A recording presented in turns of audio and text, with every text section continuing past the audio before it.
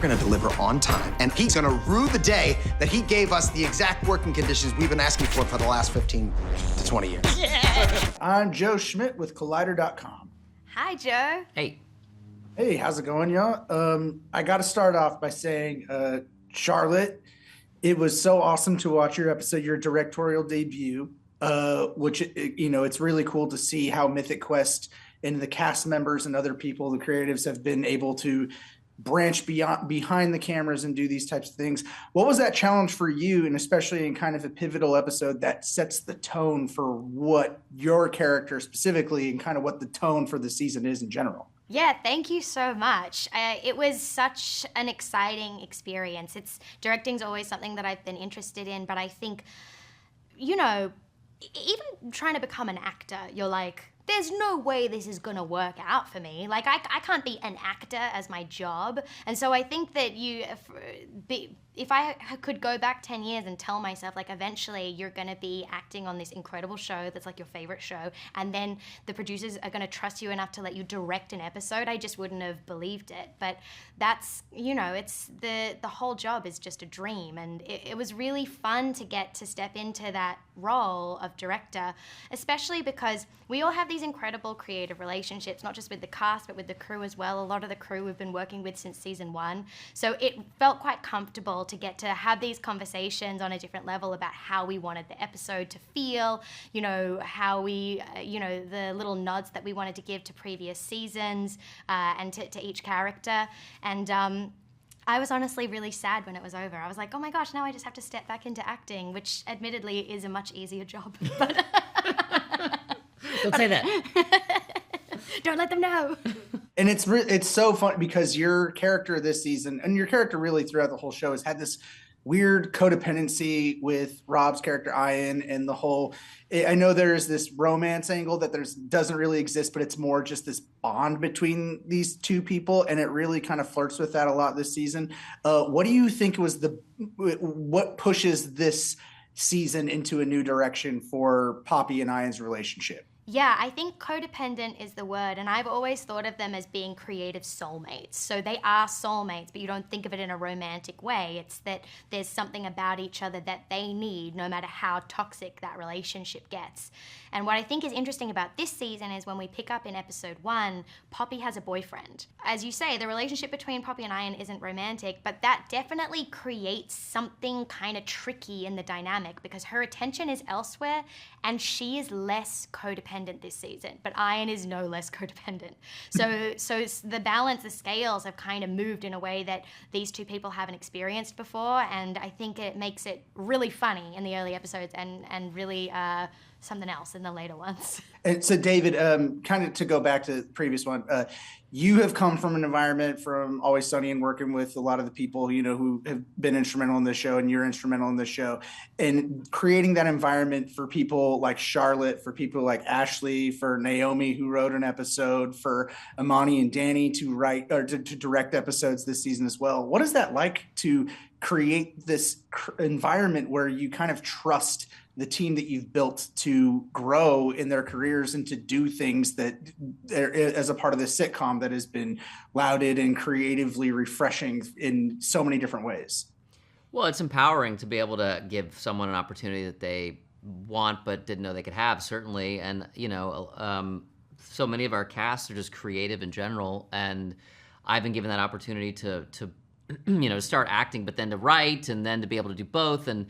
And I know how fulfilling it can be. It's a challenge sometimes, but it's important for us all to keep pushing ourselves. Whatever you do in life, I think, especially as you get to a certain age, you want to kind of keep taking next steps and feel like you're progressing. So I think we feel like everyone in the cast is certainly capable of it, and as long as the desire is there, and it brings life to our show to have that perspective of the cast directing, bringing their thoughts, helping raise our game. I think it's a win-win.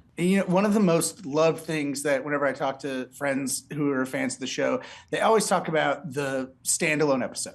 And it's one of the anticipated things every year now. What is going to be this one standalone episode? And this one doesn't disappoint. Very timely, very creative in how you guys do it. What is the creative philosophy for y'all when you are doing these types of standalone episodes? What warrants it? Because I know that the side quest allows you to do you guys have the spin-off side quest that's coming out that allows you guys to do a few different creative things. But so what makes the standalone episodes each season so special? Well, they have to incorporate into the story as a whole of the season and be additive to someone's journey or the overall journey of the show. So the question, we don't know going in what it's going to be because we don't, until we fully break the season and understand, then it starts to emerge what piece we might need or just, oh, this could help show a new side of this particular issue that Ian's dealing with or that Poppy's dealing with. So that's always what we're looking for, is something that is additive and enhances the season, but is also surprising, whether it's a backstory sort of episode or just anything that fleshes out the world in a surprising way. But it's always surprising to us what it's going to be. This season, is it something that someone just came up with? Hey, I have this crazy idea. What if we did this? Or was it a little bit more baked into, like you said, after the fact? How does this reflect on it? Because I was kind of blown away by this one this year and how out of left field it felt since it's been so long, you know? Right. Well, we've had notions of returning to certain characters and exploring other characters and this just felt like the right time because we felt it helped Ian's story and it helped him get to the next point, as well as kind of shining a light on this on where Pudi is and that felt like the right time. I will make sure to censor out what name you said, just for spoiler aspects of it. Oh, but sure. I mean, yeah. Yeah. Well, I don't know if you're doing this all at once, but I mean, or dicing it out. But, I think even he's in the trailer, frankly. So I don't know how big a secret it is. So both of you do extensive voice acting.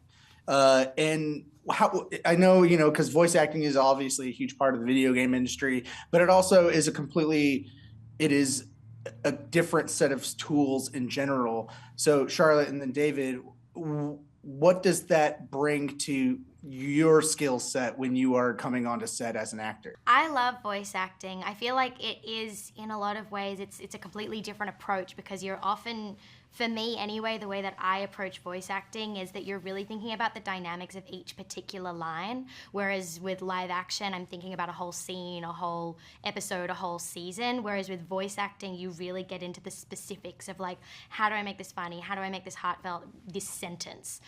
So I feel like getting into the specifics of that with voice acting is such a great tool to use then coming into live action, where you should be thinking about the arc of a whole season, but when you start to apply that specificity, sometimes you can find fun, interesting things in the minutia of the writing, especially when it's really good writing. Why'd you do that towards me? Because you're a really good writer. Oh. No, because I was being like, and if it was good writing, then it would be even easier. So y'all tackle the video game industry in the show very extensively, and you work with Ubisoft to do a lot of cool things within this. And then Ashly Burch is a very prominent voice actress and has worked in the industry for a very long time. And so it's really interesting to see how you incorporate that. Are there any things that you guys want to tackle from the craziness that is the video game industry in future seasons that you haven't yet? I mean, we haven't really explored esports that much. That always feels like an area we're dancing around, and I know that's such a big, I went and saw esports final in, I guess, the Kia Forum with my son for a game, and you just realize how powerful it is when there's however many thousands of people watching these guys play a game, and the teams and the coaching and seeing that dynamic, taking breaks and talking strategy. It really is an interesting world, and I think that's something we have our eye on if given another chance and if it can fit into our character stories. Charlie, is there anything that you want to see from the video game? I was just, my mind just then as you were talking, I was like, oh yeah, we really haven't done that, and that's such an interesting world to explore. Yeah. Yeah. I want to see that. Can I just copy his homework? Sure, copy paste. We're good. Yeah, it's fine. And I also want to ask you, because there's this like little crossover that happened, and I got to ask because it's a little known show that, you know, Abbott Elementary had a crossover with Always Sunny in Philadelphia. So I just have to ask if Mythic Quest had a crossover with another show, what would you want it to be? What do you think would work when those two worlds combined? Charlotte, you look like you're thinking. David, I'm going to go with you first. David, why don't you go first? You've got the face of a man with an answer. No, I was thinking any chance to act with Gary Oldman, Slow Horses, we could make a really weird combo. I don't know what it would be. Or Schmigadoon, because, you know, I think we've got a lot of musically talented people. We could maybe make an interesting interesting musical episode if we could find a way in. Yeah, we should do a musical episode for sure. I was just thinking, obviously it's not running anymore, but I would love for Poppy Lee to get to sit down with Liz Lemon and talk about how to navigate a difficult relationship with a male coworker. That's a pretty perfect one. It is also funny. I got to say, I've gotten a lot of Apple TV crossovers when I've asked that question, because that's my wrap-up question for everyone. And oh, interesting. A lot of Apple TV. So congratulations on the whole synergy of it all. But season's been great. Really enjoyed Side Quest as well. Looking forward to the next thing y'all do. Very looking forward to everyone seeing this, and I hope y'all have a great day. Oh, thanks so much. Thank you. Appreciate it.